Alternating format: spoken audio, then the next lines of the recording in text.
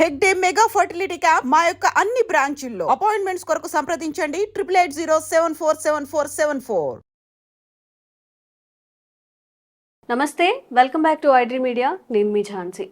జనరల్గా కొన్ని medicines use చేసినప్పుడు సైడ్ ఎఫెక్ట్స్ వస్తాయని చెప్తూ ఉంటారు. మరి హోమియోపతి మెడిసిన్స్ వల్ల చాలా అంటే ఓన్లీ అల్లోపతి కాకుండా హోమియోపతి, ఆయుర్వేద, న్యాచురోపతి, సిద్ధ, యునాని ఇన్ని మెథడ్స్ మనకు ఉన్నాయి. హోమియోపతిలో యూజ్ చేసే మెడిసిన్ వల్ల ఎలాంటి సైడ్ ఎఫెక్ట్స్ ఉండదా అనేది అందరి క్వశ్చన్. ఈరోజు ఆ డౌట్ క్లారిఫై చేసుకునే ప్రయత్నం చేద్దాం. ప్రస్తుతం అంతా ఉన్నారు ఫిడికస్ హోమియోపతి హాస్పిటల్ నుంచి డాక్టర్ భరద్వాజ్ గారు. నమస్తే సార్. నమస్తే అండి. ఎలా ఉన్నారు సార్? నేను బాగున్నానండి. జనరల్గా అందరికీ ఉన్న మైట్స్ ఏంటంటే ఓన్లీ ఆయుర్వేదంలో ఉన్న మెడిసిన్స్ యూజ్ చేస్తేనే సైడ్ ఎఫెక్ట్స్ ఉండవు అండ్ అందులో కూడా చాలా మైట్స్ ఉంటాయి. ఆయుర్వేదం అంటే నాటు మందులు అనేవి ఏవైతే యూజ్ చేస్తామో వేడి చేస్తుంది అని చెప్పి. హోమియోపతి కేసు మీన్స్ హోమియోపతి మెడిసిన్కి వస్తే ఎలాంటి సైడ్ ఎఫెక్ట్స్ ఉండవా అనేది ఒక క్వశ్చన్ మార్క్. ఎందులో అయినా సైడ్ ఎఫెక్ట్స్ ఉంటాయి అనేది డౌట్ అనమాట. ఈరోజు దీని మీద క్లారిఫికేషన్ కావాలి అందరికీ మీ తరపు నుంచి. షూర్ అండి. సో మనం ప్రపంచంలో ఏ మెడిసిన్ తీసుకున్నా ఆయుర్వేద అంటే మన ఇండియన్ ట్రెడిషనల్ మెడిసిన్ అక్కడ ఏం వాడతాడు, ఆకు పసర్లు వాడతారు, లేకపోతే మెటల్స్ వాడతారు, కెమికల్స్ వాడతారు.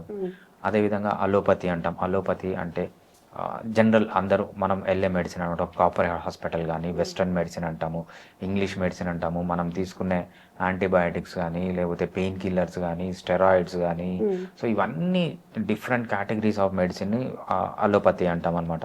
ఇవి కాకుండా మనకు సిద్ధ అని, యునాని అని, ఇవంతా ఏంటంటే మెటీరియలిస్టిక్ బేసిస్. ఎక్కువ అమౌంట్లో మనకు కెమికల్ అనేది ఉంటుంది, లేకపోతే ఆ మెడిసిన్ అనేది ఉంటుంది అనమాట. సో అందుకు హోమియోపతిలో తప్ప ప్రతి ఒక్క దాంట్లో సైడ్ ఎఫెక్ట్స్ ఉండే ఛాన్స్ చాలా ఎక్కువగా ఉంటుంది. కానీ హోమియోపతిలో సైడ్ ఎఫెక్ట్స్ ఎందుకు ఉండవు అనడానికి 2 రీజన్స్ ఉన్నాయన్నమాట. ఫస్ట్ రీజన్ ఏంటంటే హోమియోపతిని మనం అల్ట్రా డైల్యూటెడ్ మెడిసిన్స్లో వాడతామన్నమాట. ఫర్ ఎగ్జాంపుల్ హోమియోపతిలో మనం ఎంత అర్థమయ్యేటట్లు చెప్పాలంటే, మనము హోమియోపతిలో డైల్యూషన్స్ అని కొన్ని మెడిసిన్స్ ఉంటాయి. Dilutions are the backbone of homoeopathy. అంటే మెయిన్ హోమియోపతి అంటేనే డైల్యూషన్స్. ఇవి కాకుండా మనకు మదర్ టించర్స్ ఉన్నాయి, టాబ్లెట్స్ ఉన్నాయి, డిఫరెంట్ ఉన్నాయి. కాకపోతే 95% of the cure or 99% of the homoeopathy అంటే ఈ డైల్యూషన్స్ అనమాట. ఈ డైల్యూషన్స్లో ఒరిజినల్ మెడిసిన్ అనేది చాలా తక్కువ ఉంటుంది. ఎంత తక్కువ ఉంటుందంటే, ఫర్ ఎగ్జాంపుల్ మీరు ఒక పారాసిటమాల్ టాబ్లెట్ తీసుకుంటారు, ఇంత ఉంటుంది. దాన్ని 1,000,000 పార్ట్లుగా డివైడ్ చేయండి. దాన్ని 1,000,000 పార్ట్స్, 1 crore పార్ట్స్ డివైడ్ చేసి దాంట్లో ఒక్క పార్ట్ తీసుకోండి. ఆ ఒక్క పార్ట్లో ఎంత మెడిసిన్ ఉంటుందో హోమియోపతి డైల్యూషన్లో ఒక డ్రాప్లో అంతే ఉంటుంది. మనం హోమియోపతి వైట్ పిల్స్ చూస్తూ ఉంటాం, చూసారా? ఆ పిల్స్ పైన ఏం వేస్తారు? ఈ డ్రాప్స్ వేస్తారు. ఈ డ్రాప్స్ అనేది అంత తక్కువగా ఉంటుంది. అంటే ఆ 1,000,000 పీసులు 1,000,000 భాగాలు చేసి ఒక చిన్న పారాసిటమాల్ టాబ్లెట్ని ఒక్క పీసో 2 పీసులో మీరు వేసుకొని తీసుకుంటారనమాట. అంత తక్కువ క్వాంటిటీస్లో ఇవేంటంటే మనము మెజర్ చేసే ఫ్యూ 100 to 1000 పైకోగ్రామ్స్ అంటాం అనమాట. మిల్లీగ్రామ్స్ కూడా కాదు, పైకోగ్రామ్స్ అంటే చాలా తక్కువ. అంత తక్కువ క్వాంటిటీలో మనం మెడిసిన్ వాడతాం కాబట్టి హోమియోపతిలో సైడ్ ఎఫెక్ట్స్ ఉండే ఛాన్స్ చాలా తక్కువ. వస్తాయి బట్ చాలా తక్కువ. ఫర్ ఎగ్జాంపుల్ నేను ఒక 1000 కేసెస్ ట్రీట్ చేశాను అనుకోండి, 1000 కేసెస్లో ఒకరికో ఇద్దరికో వస్తాయి అనమాట. అవి కూడా ఏంటంటే మనము ఆ మెడిసిన్ డోస్ తగ్గించినా లేకపోతే ఆ మెడిసిన్ చేంజ్ చేసినా పోతాయి, ట్రాన్సియంట్గా ఉంటాయి. సో ఆ మెడిసిన్ వాడేంత వరకు ఉంటే అది చేంజ్ చేస్తూనే వెళ్ళిపోతాయి అనమాట. అలోపతి లాగా మనకు దానిపైన అడిక్ట్ కావడము, అది లేకుండా ఉంటే ఉండలేకపోవడము, జీవితాంతం వాడడం, అలా హోమియోపతిలో ఎప్పుడూ ఉండదన్నమాట. అంత తక్కువ క్వాంటిటీలో ఉంటుంది కాబట్టి దాని సైడ్ ఎఫెక్ట్స్ అనేవి ఉండదు. అది ఒక రీజన్ అనమాట. నెక్స్ట్ రీజన్ ఏంటంటే homeopathy works on the principle of hormesis. Hormesis అంటే ఏంటంటే, ఫర్ ఎగ్జాంపుల్ మీరు ఒక స్నేక్ వీనం తీసుకోండి, పాము విషం తీసుకోండి. ఎక్కువ క్వాంటిటీలో ఎవరికన్నా ఇస్తే ఆ మనిషి చనిపోతాడు, రైట్? కొంచెం తక్కువ క్వాంటిటీలో ఇస్తే ఏమవుతుంది? చనిపోడు, కానీ కాలు పోవడమో, చెయ్యి పోవడమో, లేదంటే బాడీ లేదంటే పార్ట్ పనిచేయకపోవడమో జరుగుతుంది.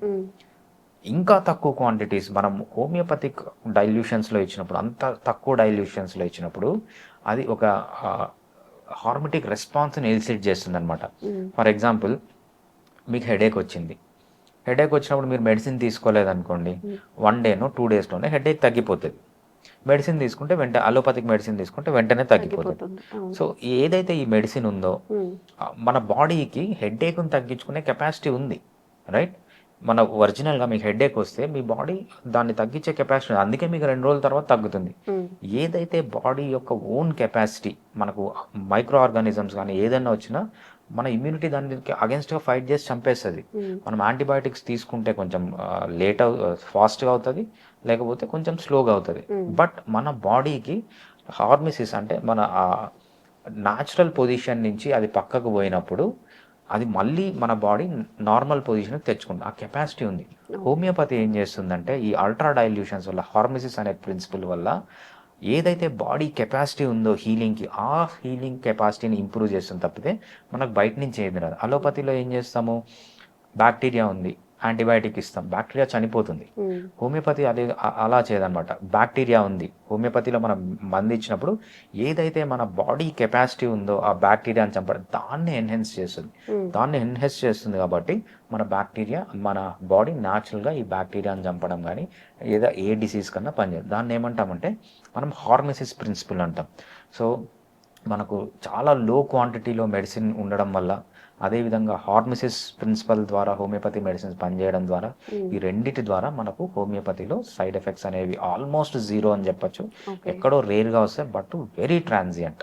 బట్ సమ్ అంటే కొంతమందికి డౌట్ ఏంటంటే, మరి ఇంత తక్కువ క్వాంటిటీలో మనం మెడిసిన్ తీసుకున్నప్పుడు ఇది వర్క్ అవడానికి లాంగ్ టైం తీసుకుంటుందా? ఇప్పుడు మీరు చెప్పినట్టుగా ఫర్ సపోజ్ ఒక ఫుల్ ట్యాబ్లెట్ మనం పారాసెటమాల్ ఏదైనా కానీ ఒక ఫీవర్కో దేనికో వేసుకుంటే దాంట్లో మైన్యూట్గా హోమియోపతిలో వేసుకున్నప్పుడు రిజల్ట్ ఎలా ఉంటుంది అని.